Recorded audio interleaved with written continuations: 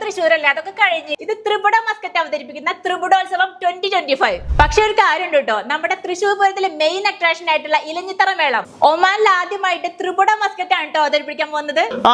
നമുക്ക് പൊളിക്കാം. കഴിഞ്ഞിട്ടില്ല, GCCയിൽ ആദ്യമായിട്ട് ഗരുഡൻ പറവ എത്തുന്നുണ്ട് ത്രിപുടോത്സവത്തില്.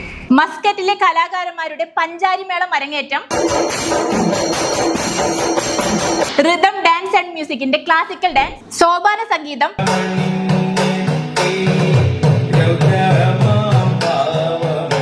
അതുകൂടാതെ ഐഡിയ സ്റ്റാർ സിംഗർ ഫെയിം വിവേകാനന്ദന്റെ അടിപൊളി വയലിൻ പെർഫോമൻസ്.